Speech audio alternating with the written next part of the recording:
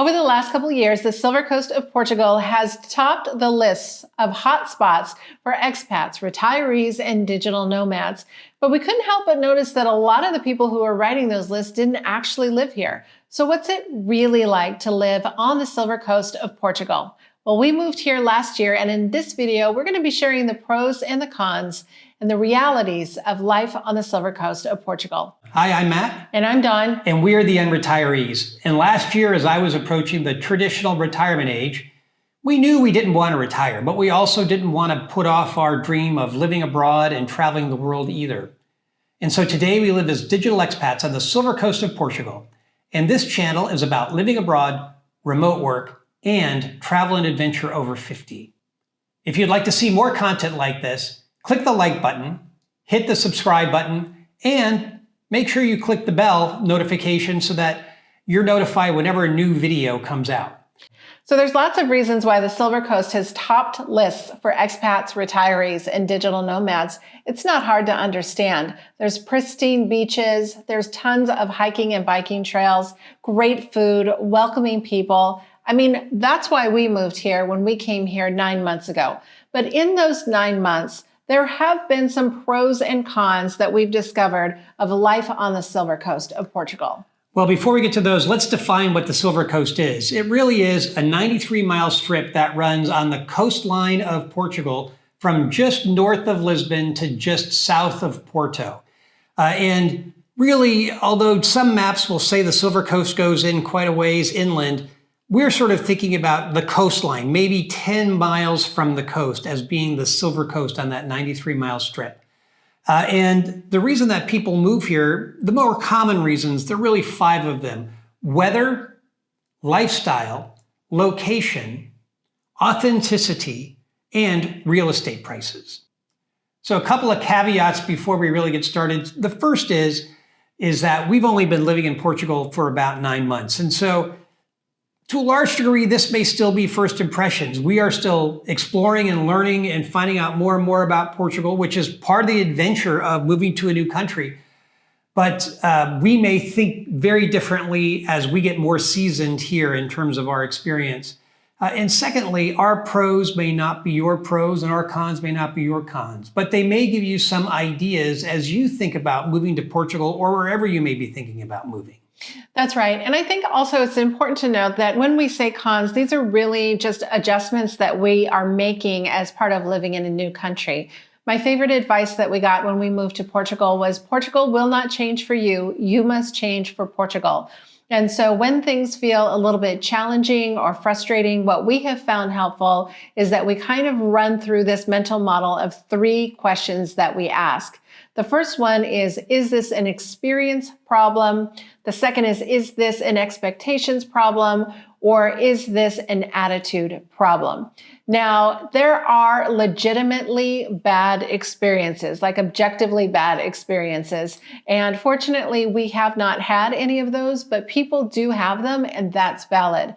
Most of the time, it's either an expectations problem or an attitude problem. And so that's what we mean when there are just adjustments that we know that we need to make as part of life in a new country. I will also say that nothing is a complete pro or con. Nothing's all good or all bad. So in this video, we're going to use a 5-point scale, 1 being not that great, 5 being really great, just to kind of give you an idea of our impressions of the pros and cons of living on the Silver Coast after 9 months. Okay, well, let's break these down.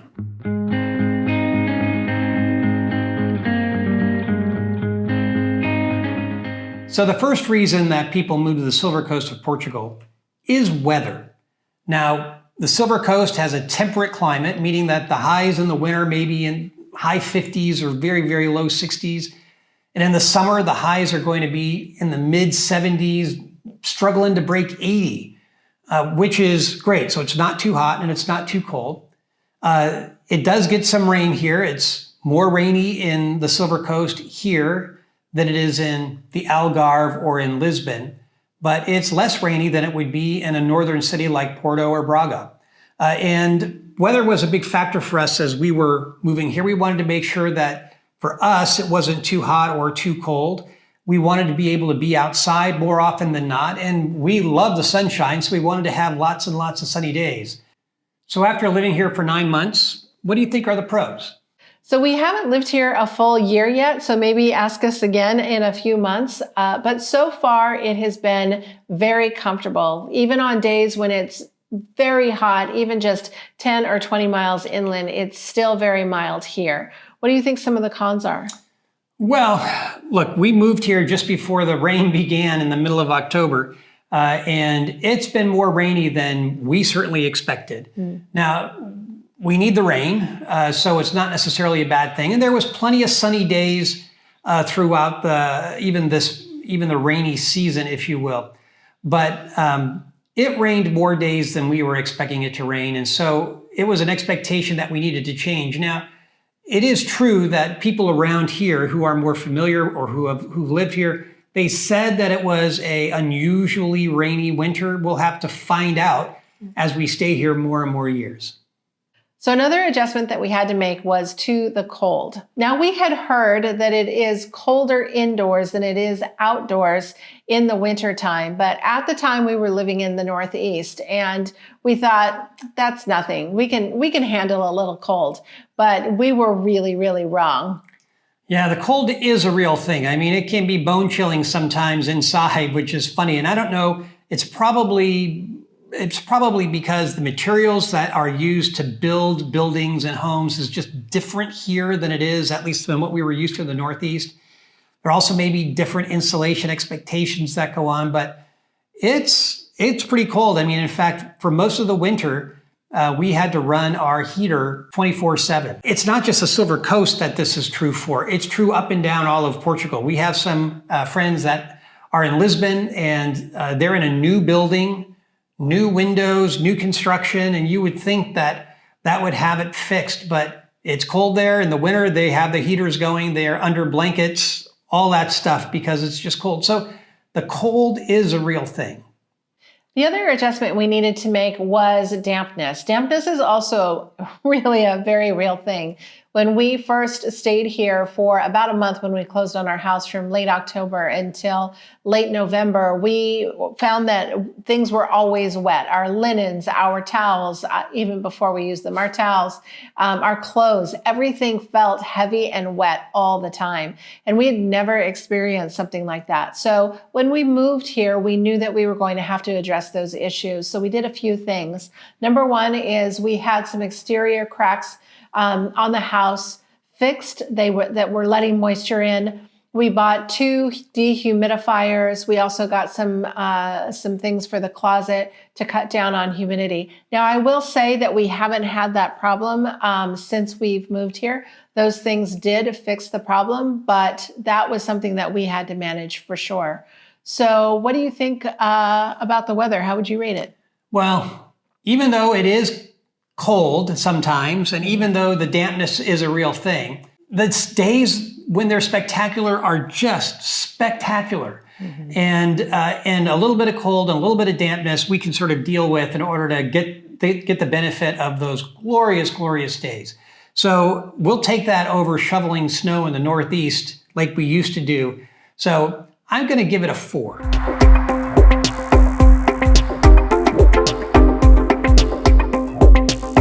So next, let's talk about the lifestyle here on the Silver Coast and why so many people find it appealing. So what are the pros? There are a lot of pros. The outdoor lifestyle here is amazing. There's hiking and biking and water sports and golf and hanging out at the beach. We spent most of our lives in Northern California, and it really is very similar, just less crowded and less expensive. It's very laid back and relaxed. I mean, it's life at the beach. What's not to love? I know. What do you think some of the cons are, though? Well, some of the activities that you may be used to from wherever you're moving from, like we were from the Northeast, they're just less frequent or less opportunities here. So I'll give you an example. Golf is a good example. I like to play golf, but there are just fewer courses in the Silver Coast than there is, say, in Lisbon or the Algarve or up in Porto. And so the closest golf course for me is about 45 minutes away, which is, it's quite a drive. I think another example would be restaurant choice. Now, let me say this. There are some fabulous restaurants in the Silver Coast and many more that we will discover. So I'm not complaining about the food here in the Silver Coast. It's amazing. But I do think that in a town like Lisbon or in Porto, you're just going to have, in these population centers, you're going to have more choices of different kinds of restaurants than you do in the Silver Coast. So I think that that's another thing that sort of is an opportunity that's different. There are some things that are harder to find on the Silver Coast also. Shopping is a little bit more challenging. I would say that the Silver Coast does have those things. It's just harder to find where to go to get them. Most of the shops, many of the businesses don't have websites, so it's not like you can just go onto Google and say, where can I find something? You really have to check around, and even though we were able to eventually find everything on our list, we relied a lot on our expat community to kind of guide us, and that was really helpful. So how would you rate the lifestyle? Well, look, some of the things are limitations. There's just fewer golf courses on the Silver Coast. It's hard to find a size 13 shoe on the Silver Coast. But we're exploring and finding new things all the time. So new restaurants and new shops and new places to get the specialty items that may be a little bit difficult to find. I actually think that to a large degree, some of this is a matter of time, that the longer that we're here in Portugal, the more and more these things will be just easier to handle. So, perhaps ask us in another year, we may have a different answer. But for right now, I'm going to give this a 4.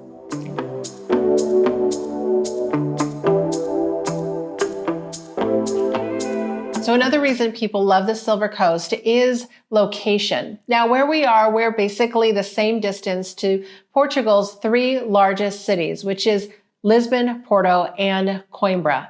Now, you can live on the Silver Coast and choose to live closer to Lisbon or closer to Porto. We happen to be right smack dab in the middle. And, we're in the middle of the whole country of Portugal as well. Portugal is only 349 miles long and about 135 miles wide. If you're from the United States, if you think about the state of Indiana, that's about the right size in terms of thinking about the size of Portugal. And that means that we can get from where we are in Nazaré, we can get to just about any place in Portugal in just a matter of a few hours. We can travel to the very top in about 3 hours, the very bottom in about 3.5 hours. And we can go all the way to the all the way to the east. The west would be a problem. All the way to the east side of Portugal in about 2.5 hours. So everything is very accessible. So that means Lisbon and Porto are easily accessible to us. The Douro Valley, which is the wine region and the port region here in Portugal, very accessible. You can be down the Algarve very easily. So we can not only explore those places, but we can find more and more new places all the time just by driving. And in fact, one of the things that's fun is Spain is easily, because Portugal's only 2.5 hours wide, Spain is right there on the other side. So what are some of the pros? Well, I think this might be my favorite thing about living on the Silver Coast, because we love to take road trips. We take a lot of road trips. We just got back from a couple of days in the Alentejo region. We heard about a palace in a forest that was 90 minutes away. We could just hop in our car and go. We've driven up to the Basque country in Spain, in France. And that trip was actually pretty long, to be fair, but we did it. So what do you think the cons are? Gosh, I don't think there really are any cons. This is really, for us, a perfect location, and I'm going to give it a perfect score of 5. Absolutely.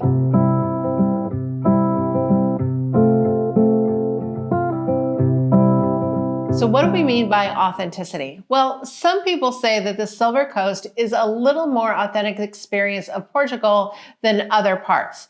Now, you would have to ask a Portuguese person if that's actually true, but the Silver Coast does seem to be far less commercialized than other parts of Portugal. We'll give you an example. We were down in the Algarve a few months ago, and we saw a Starbucks and a Baja Fresh. Now, nothing against that. We love both of those places. We went to both of those places. But the point is, there's no Starbucks on the Silver Coast. There's very few chain American brands outside of a few fast food restaurants, maybe some American brands at the mall. But for the most part, we really don't see those kinds of things here on the Silver Coast. So what do you think some of the pros are of that?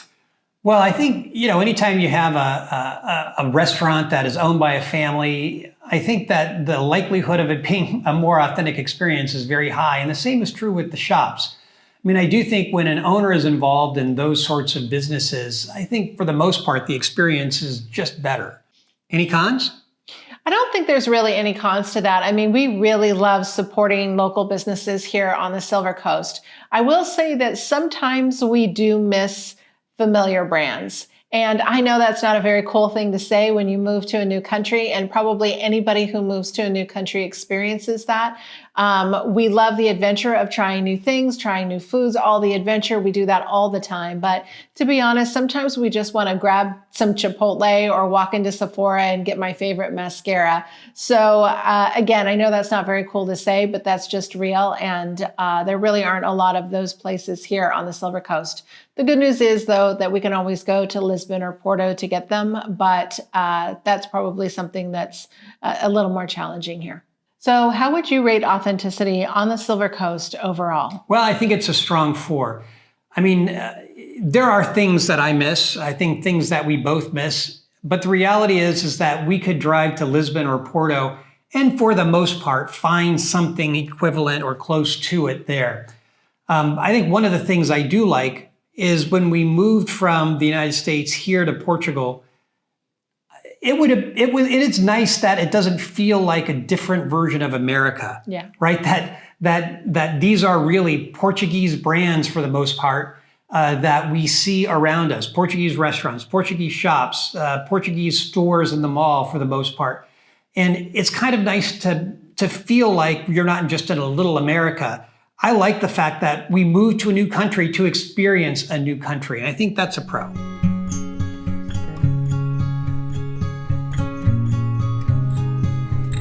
So let's talk about real estate. One of the reasons that so many people are moving to the Silver Coast is the attractive housing options. Well, that's right. In the Silver Coast, even though prices have gone up, they've gone up all throughout Portugal as well as throughout lots of places in the world.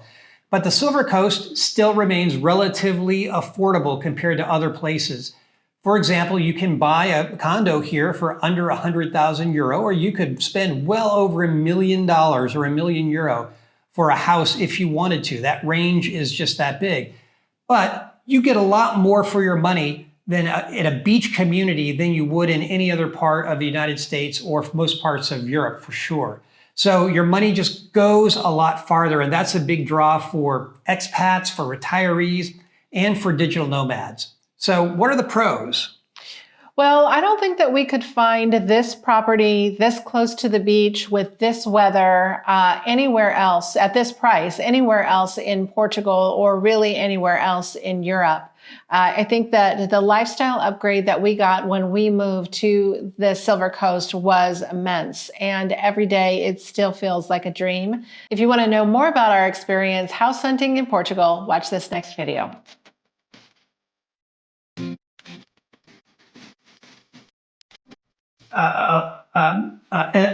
There was a part there, I don't know, you're talking, you do this, and I almost cracked up. You're like, What did I do? Oh, it's so hard not to laugh. Pastel de nada this.